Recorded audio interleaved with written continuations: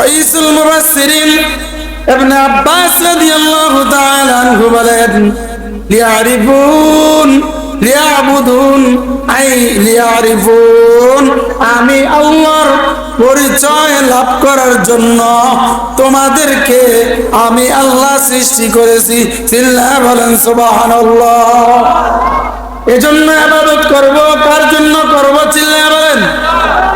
সেজদা কাকে দিব? এই দুনিয়ায় যাকে দেখা যায়, ধরা যায়, ছোঁয়া যায়, এমন কোন জিনিসকে সেজদা দেওয়া জায়েজ আছে? না না, ধরা যায়, ছোঁয়া যায়, দেখা যায়, এমন কোন জিনিসকে সেজদা দেওয়া কি নাই? জায়েজ নাই।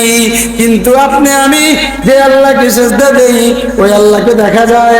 না না, ছোঁয়া যায়, ছোঁয়াও যায় না, দেখাও যায় না, ছোঁয়াও যায় না। এজন্য সেজদা দিতে হবে এমন এক আল্লাহর, যে আল্লাহকে ধরাও যাবে না, ছোঁয়াও যাবে না, দেখাও যাবে না। ঠিক কিনা? বুঝবেন, অনেকে আছে বলে যে খাজা বাবারে সেজদা কর। কারে? খাজা বাবারে সেজদা করা যাবে? ঈমান থাকবে? বলে খাজা বাবারে কেউ যদি সেজদা করে তার ঈমান থাকবে? ঈমান থাকবে না। কারণ সেজদা পাওয়ার একমাত্র মালিক কে? তাহলে খাজা বাবারে সেজদা করা যাবে না। কারণ আল্লাহ বলেছেন ইবাদত হবে একমাত্র আমি আল্লাহ। কিন্তু আমরা এই সমাজের মধ্যে অনেক শিরিক করি, অনেক শিরিক করি। কেমনে করি জানেন? আমরা অনেক সময় দেখা যায় যে আমরা এই বলি, মুরগি মুরগি যখন লড়াই লাগে, আমরা বলি যে মনে হয় আজকে মেহমান আসবে। এই কথাটা সম্পূর্ণ শিরিক। সম্পূর্ণ কি বলেন? শিরিক। এমন কথা বলা যাবে না। এবং আমাদের দিলের মধ্যে একটা ইয়াকিন আর বিশ্বাস ঢুকাইতে হবে যে এক আল্লাহ ছাড়া কেউ আমার রিজিকের মালিক না, রাজ্জাক। রিজিকের রাজ্জাক কে? বলেন আল্লাহ। রিজিক দেওয়ার মালিক কে? যদি আমি মনে করি আমার চাকরি না থাকলে আমি খাইতে পারবো না, তাহলে এটা শিরিক হবে। আরে চাকরি তো উসিলা, খাওয়ানোর মালিক কে? আমার কৃষি চাষ, এগুলো হলো উসিলা, খাওয়ানোর মালিক কে? আপনি তো দেখেনি, আপনার জমিনে ধান হয়েছে কিন্তু পাশের জমিনে ধান হয় নাই, এমন হয় না? তো বলেন ওই জমিনে ধান কে দিল আর ওই জমিনে ধান দিল না? তাহলে মানুষের হাতে কিছু আছে নাই। এজন্য ইয়াকিন করতে হবে। আল্লাহুম্মা ইন্না নাসআলুকা ইয়াকিনা, আল্লাহুম্মা ইন্না নাসআলুকা ঈমানান কামিলা। ঈমানটা লাগবে পরিপূর্ণ। কি ঈমান লাগবে রে ভাই? বলেন পরিপূর্ণ ঈমান লাগবে। ওয়া ইয়াকিনান সাদিকা, এবং সত্য ইয়াকিন লাগবে। কি লাগবে? সত্য ইয়াকিন লাগবে। যারা দেখবেন ওদের ইয়াকিনের মধ্যে সমস্যা আছে, ওরা নেতার উপরে নির্ভর করে। চিল্লা বলেন ঠিক কিনা? এ শোনো, আল্লাহ যদি তোমাকে না বাঁচান, প্রশাসন তোমাকে বাঁচাইতে পারবে না, সেনাবাহিনী বাঁচাইতে পারবে না, র্যাব বাঁচাইতে পারবে না, বিজিবি বাঁচাইতে পারবে না। বাঁচানোর মালিক কে? বলেন আল্লাহ। এসির সরকার পালাইছে, চিন্তা করছে সে বিভিন্ন প্রশাসনের মাধ্যমে তার ক্ষমতাকে সে স্থায়ী করবে, কিন্তু আল্লাহ চায় নাই, তার প্রশাসন দিয়েও কাজ হয় নাই। চিল্লা বলেন ঠিক কিনা? তাহলে বলেন তো দেখি, ক্ষমতার মালিক কে? ক্ষমতার মালিক কে? দুনিয়ার মানুষ চাইলো ক্ষমতায় থাকতে পারবে না, আর আল্লাহ যদি চান তাকে ক্ষমতায় উঠাইয়া দিবেন। চিল্লা বলেন ঠিক কিনা?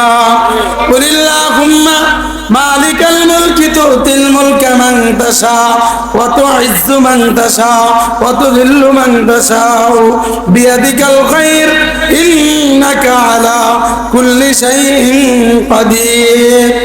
কেউ যদি চায় এখানে মাহফিল হবে, তাহলে কেউ বাধা দিও এই মাহফিল ঠেকাইতে পারবে না।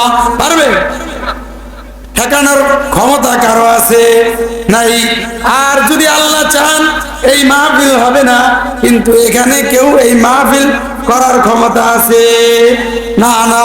কিন্তু যারা ঈমানদার, এমন কোন ঈমানদার খুঁজে পাওয়া যাবে না যে নাকি মাহফিলকে বাধা দেয়। চিল্লায়া বলেন ঠিক কিনা? মাহফিলকে যারা বাধা দিবে, বুঝতে হবে, জানতে হবে ওদের ঈমানের মধ্যে সমস্যা আছে, না হয় ওরা ভালো মানুষের সন্তান নয়। চিল্লায়া বলেন ঠিক কিনা? দ্বীনি কাজের মধ্যে তুমি সহযোগিতা করবা, ঈমানদার তো তাকে বলে যে নাকি তাআওয়ানু আলাল বিররি ওয়াত তাকওয়া ওয়ালা তাআওয়ানু আলাল ইসমি ওয়াল উদওয়ান, যে নাকি কল্যাণ এবং নেকের কাজে প্রতিযোগিতা করবে। ওয়ালা তাআওয়ানু আলাল ইসমি ওয়াল উদওয়ান, সীমা লঙ্ঘন এবং গুনাহের কাজে কোনোদিন ঈমানদার প্রতিযোগিতা করতে পারে না, পারে না, পারে না। চিল্লা বলো ঠিক কিনা? প্রতিযোগিতা করবে কিসের? আমার পাশের ভাই কোরআন তেলাওয়াত করে, আমি কেন কোরআন তেলাওয়াত করতে পারবো না, এটার প্রতিযোগিতা করেন। চিল্লায়া বলেন ঠিক কিনা? এই গ্রামওয়ালারা মাহফিল করে, আমি কেন মাহফিল করতে পারবো না, এটা নিয়ে কি করেন? প্রতিযোগিতা করেন। ঠিক কিনা? প্রতিযোগিতা করতে হবে নেকের কাজ নিয়ে। ওয়ালা তাআওয়ানু আলাল ইসমি ওয়াল উদওয়ান, গুনাহ এবং অন্যায়ের কাজে প্রতিযোগিতা করা যাবে না। এটা কার কথা বলেন? আল্লাহর কথা। আল্লাহর কথা বললে কোনো সমস্যা আছে? না না। আল্লাহর কথা বললে সমস্যা আছে? কোন সমস্যা আছে বলেন? আল্লাহর কথা বললে কোনো কি নাই? সমস্যা নাই। আল্লাহর কথা যে বলতে দিবে না, বুঝতে হবে তার ঈমানের মধ্যে কি আছে? সমস্যা আছে। ঈমানের মধ্যে কি আছে? সমস্যা আছে।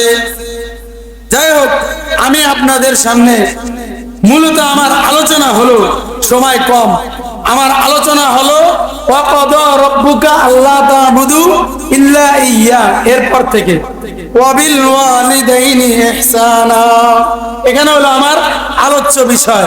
সেটা কি দেখেন, আমার আলোচ্য বিষয় হলো আজকে পিতা মাতার সম্পর্কে কিছু আলোচনা করব। আল্লাহ তাআলা দেখেন, আল্লাহর ইবাদত বন্দেগীর পরেই আয়াত নিয়ে আসছেন ওয়াবিল ওয়ালিদাইনি ইহসানা। আর দেখেন পিতা মাতার খেদমত, এটা কত বড় গুরুত্বপূর্ণ, যার কারণে যে আল্লাহর আদেশ মানার পরেই আল্লাহ বলেছেন এবার তোমাদের কি করতে হবে? পিতা মাতার খেদমত করতে হবে। ওয়াবিল ওয়ালিদাইনি ইহসানা, পিতা মাতার সাথে সদাচরণ করা লাগবে। রাসূল করিম সাল্লাল্লাহু আলাইহি ওয়াসাল্লামের কাছে প্রশ্ন করলেন যে মান আহাক্কা বিহুসনি সাহাবাতি, আমার সবচেয়ে ভালো আচরণের অধিকারী কে? তো রাসূল বললেন ওয়ালা উম্মুকা, কি বললেন? তোমার মা সবচেয়ে সদাচরণ পাওয়ার যোগ্য। সুম্মা ওয়ালা, আবার প্রশ্ন করলেন সুম্মা মান, আবার বললেন উম্মুকা। এইভাবে তিনবার প্রশ্ন করলেন, তিনবারেই রাসূল উত্তর দিলেন উম্মুকা। চতুর্থবার প্রশ্ন করলেন সাহাবী নবী করিম সাল্লাল্লাহু আলাইহি ওয়াসাল্লাম বলেছেন সুম্মা আবাকা। চতুর্থবারে পিতার কথা বলছেন। এবার আসেন পিতার কথা কেন বলল আর মায়ের কথা তিনবার বেশি কেন বলল? এর তিনটা কারণে মায়ের কথা তিনবার নবী বলছেন। এই তিনটা কারণ মায়ের মধ্যে পাওয়া যায়, বাবার মধ্যে পাওয়া যায় না। এর মধ্যে এক নাম্বার কারণ হইল মা এই সন্তানটাকে 10 মাস 10 দিন গর্ভে ধারণ করে, বাবা গর্ভে ধারণ করে না। এরপরে হলো এই সন্তান প্রসব করার সময় যে একটা ব্যথা বা বেদনা কষ্ট ভোগ করে, এটা মা ভোগ করে। দুনিয়ার কোনো বাবা প্রসব বেদনার ব্যথা বর্ণনা দিতে পারবে না। 3 নম্বরে হলো সন্তান প্রসব করার পর পর লালন পালনের দায়িত্ব মার। কোন বাবা ওই সন্তানকে লালন পালন করতে পারে না। এই তিনটা কারণে আল্লাহর নবী সাল্লাল্লাহু আলাইহি ওয়াসাল্লাম মায়ের কথা কয়বার বেশি বলছেন? 3 বার বলছেন। কারণ এই সন্তানটা যখন প্রসব করবে, মা ব্যথা যখন শুরু হয়ে যায়, মা তখন তার স্বামীকে ডাক দেয় যে হয়তো আমার এই সন্তান প্রসব করার সময় আমি এই দুনিয়ার জমিনে থাকতেও পারি, আর এই দুনিয়ার জমিন থেকে বিদায় নিয়েও চলে যেতে পারি। এজন্য স্বামীকেও ডাক দেয়, বাবা মা সবাইকে ডাক দেয়, আত্মীয় স্বজন সবাইকে ডাক দেয়, ডাক দিয়া মাপ চাইয়া নেয়। অনেক সময় দেখা যায় এই সন্তান প্রসব করার সময় অনেক মা পর্যন্ত ইন্তেকাল করে, দুনিয়ার জমিন থেকে বিদায় নেওয়া যায়। হাদিসের মধ্যে আসছে এই সন্তান প্রসব করার সময় কোন মা যদি ইন্তেকাল করে, কাল কিয়ামতের ময়দানে আল্লাহ তাআলা তাকে শাহাদাতের মর্যাদা দান করবেন। চিল্লায়া বলি সুবহানাল্লাহ। এরপরে এই সন্তানটা যখন প্রসব মায়ের গর্ভের মধ্যে আসে, তখন এই সন্তানের মাথাটা থাকে উপরের দিকে, পাটা থাকে নিচের দিকে। আল্লাহ তাআলা সাথে সাথে ফেরেশতাকে আদেশ করেন, একজন ফেরেশতা ওই মায়ের গর্ভের মধ্যে পাঠিয়ে দেন। ফেরেশতা গিয়া সন্তানটার মাথাটাকে নিয়ে আসেন নিচের দিকে, পাটাকে উপরের দিকে নিয়া এরপরে আল্লাহর হুকুম মতো ফেরেশতা এই সন্তানটাকে ব্যথা বাড়াইয়া এরকম চাপ দেয়, সাথে সাথে সন্তান প্রসব হয়ে যায়। বলি সুবহানাল্লাহ। এই সন্তান প্রসব করার পর দুনিয়ার কোন বাবা এই সন্তানকে লালন পালন করতে পারবে না। ও ভাই ও বন্ধু, যদি এই সন্তান প্রসব করার পর যদি বলে কেউ মহাব্বত করে এই সন্তানটাকে আপেল দেয়, এই সন্তানটাকে ভাত দেয়, মাছ দেয়, গোস্ত দেয়, সন্তান কিন্তু খাইতে পারবে না। আল্লাহ তাআলা কেমন প্রভু!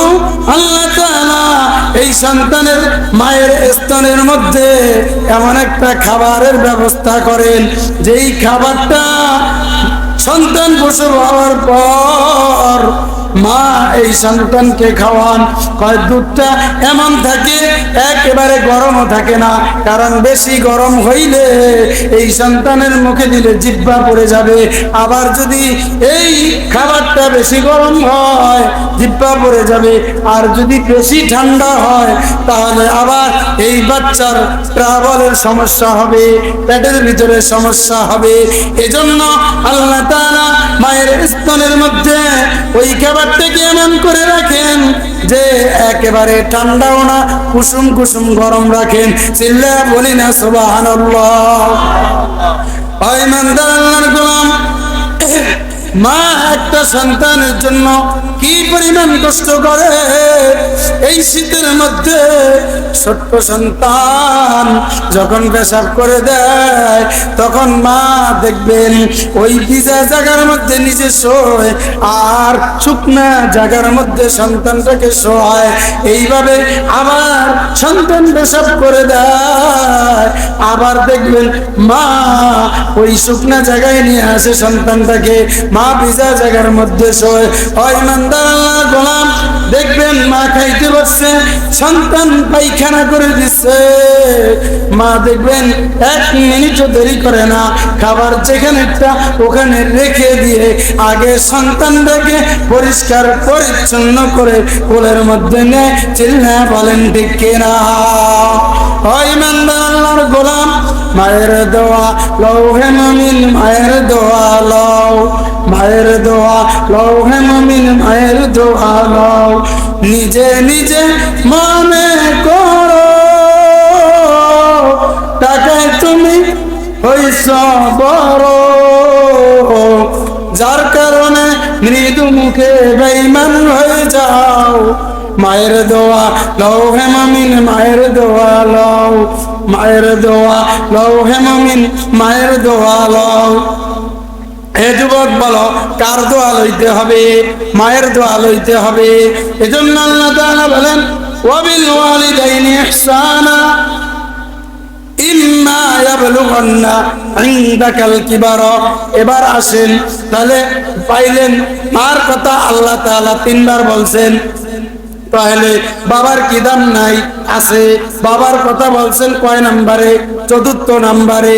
তাহলে বাবার কথা চতুর্থ নম্বরে। ওয়াবিল ওয়ালিদাইনি ইহসানা কেন বলছেন? বাবা মাথার ঘাম পায়ে ফেলে এই সন্তানের জন্য টাকা উপার্জন করে, চিল্লা বলেন ঠিক কিনা? দেখবেন বাবা যখন বাজারে যায়, বাবার শরীর খারাপ, নিজের জন্য ওষুধ কিনে না, খবর গেছে সন্তান অসুস্থ, সন্তানের জন্য ঔষধ ক্রয় করে নিয়ে আসে। ঈদ আসছে, বাবা নিজের জন্য পাঞ্জাবি কিনে না, নিজের জন্য জামা কাপড় বানায় না, কিন্তু সন্তানকে নতুন জামা কাপড় তৈরি করে দেয়। চিল্লা বলেন ঠিক কিনা? অনেক সময় দেখা যায় এই সন্তান বাবার কোলের মধ্যে উঠছে, সন্তানকে বাবা খাবার দেয়, আর সন্তান বলে তোমাকে কি বলছি এই খাবার আনতা? অন্য খাবার আনার জন্য বলছি। সন্তান বাবার গালে থাপ্পড় মারে, বাবা কিছু বলে না, বরং সন্তানের মুখের দিকে তাকায়া বাবা হেসে দেয়। চিল্লা বলি সুবহানাল্লাহ। তাইলে বাবা কত কষ্ট করে, মা কত কষ্ট করে এই সন্তানকে লালন পালন করে। আল্লাহ তাআলা বলছেন ওয়াবিল ওয়ালিদাইনি ইহসানা, পিতা মাতার সাথে কি আচরণ করা লাগবে? ভালো আচরণ করা লাগবে। এরপরে আল্লাহ তাআলা বলেন ইম্মা ইয়াবলুগান্না ইনদাকাল কিবারা আহাদুহুমা, যখন তোমরা পিতা মাতার একজনকে অথবা কিবারা আহাদুহুমা আও কিলাহুমা, অথবা যদি তোমরা দুইজনকেই পাও, তাহলে কি করবে? তাদের সাথে ভালো আচরণ করবে। ফালা তাকুল্লাহুমা উফিন, পিতা মাতা তোমাকে আদেশ করেছে, ওই আদেশের বিরুদ্ধে উফ শব্দ বলা যাবে না। এক পিতার সন্তান বাজার থেকে মাছ নিয়ে আসে, তো বাবা এই সন্তানকে জিজ্ঞাসা করে, বয়োবৃদ্ধ হয়ে গেছে গা, কথা একটা বললে আরেকটা শোনে, অথবা ঠিক মতো শোনে না। তো মা বাবা সন্তান মাছ নিয়ে আসার পরে জিজ্ঞাসা করছে এই বাবাকে, যে সন্তানকে, যে এটা কি? তো সন্তান বলল মাছ। আবার জিজ্ঞাসা করে, তৃতীয়বার বলার পরে সন্তান রাগ হয়ে বলে, বলছি না মাছ, এতবার কেন জিজ্ঞাসা করেন? তো বাবা তখন এই সন্তানকে বলে, ও সন্তান শোনো, তুমি যখন ছোট ছিলা, আমি তোমাকে যখন কোলে নিয়েছিলাম, নিয়ে বাহিরে বের হলাম, তখন আমি যখন ওই গাছের নিচে দাঁড়ালাম, আর তুমি গাছে দেখছো একটা কাক বসে আছে, তুমি আমাকে জিজ্ঞাসা করেছো বাবা ওটা কি? আমি বলেছি কাক। আবার জিজ্ঞাসা করেছ বাবা ওটা কি? আমি বলেছিলাম ওটা কাক। এইভাবে একবার দুইবার তিনবার নয়, সাতবার তুমি সন্তান আমাকে জিজ্ঞাসা করেছ এটা কি? সাতবারই আমি বাবা বলেছি কাক, আর তুমি সন্তানকে আমি মাত্র তিনবার জিজ্ঞাসা করেছি এটা কি, কিন্তু তুমি সন্তান রাগ করেছো, আমার উপরে খেপে গেছ। এজন্য সন্তান বাবাকে এরকম ধমক দিয়া কথা বলা যাবে না। আল্লাহর কথা, ফালা তাকুল্লাহুমা উফিউ ওয়ালা তানহারহুমা, পিতা মাতাকে ধমক দেওয়া যাবে না।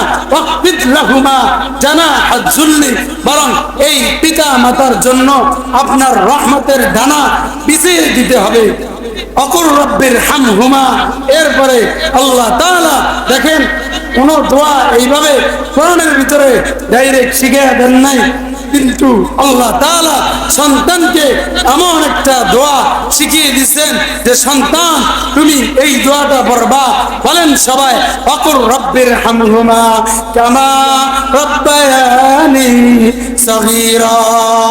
এখন শুনেন কেন বাবাকে উফ বলা যাবে না। এক সাহাবী একবার তার মাকে কোনো কারণে উফ বলছে।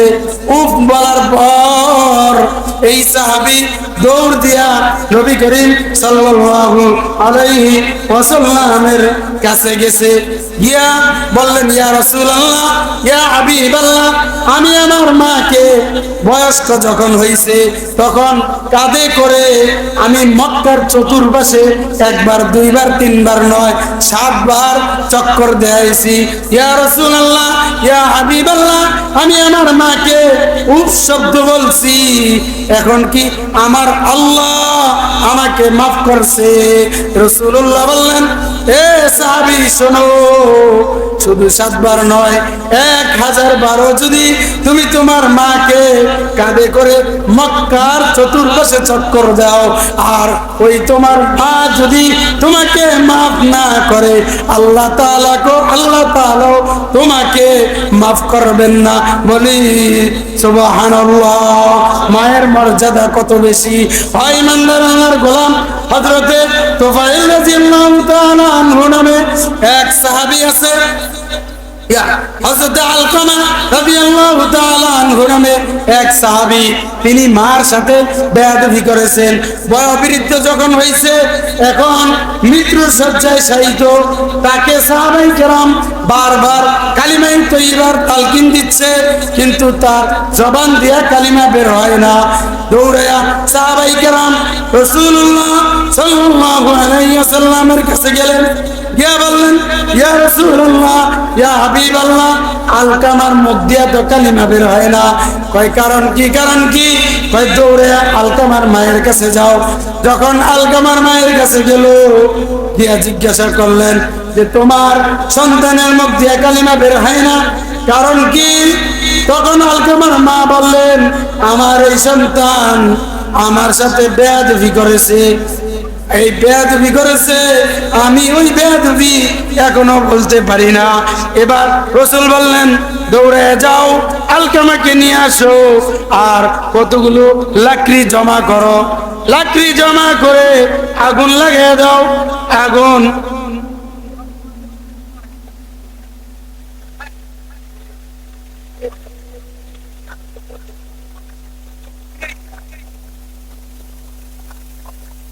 সাউন্ড ঠিক করেন।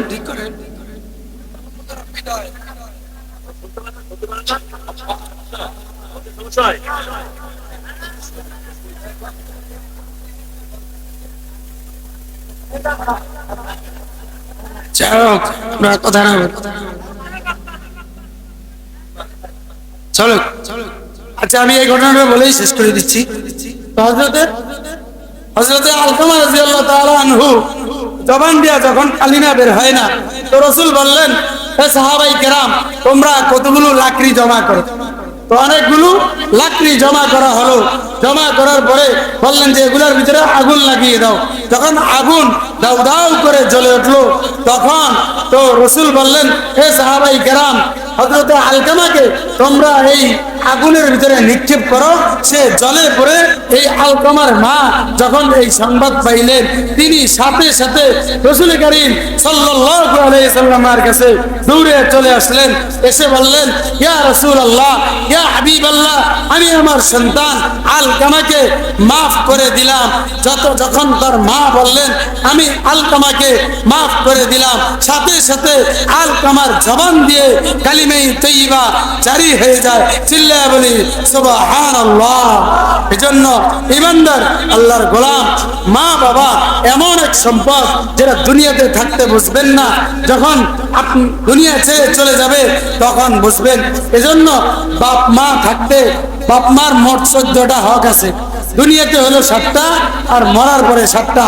এটা বলে আমি শেষ করে দিছি। দুনিয়াতে 7টার ভিতরে 1 নম্বর হলো আজমত। বাপ মাকে সব সময় সম্মান করতে হবে, মর্যাদা দিতে হবে।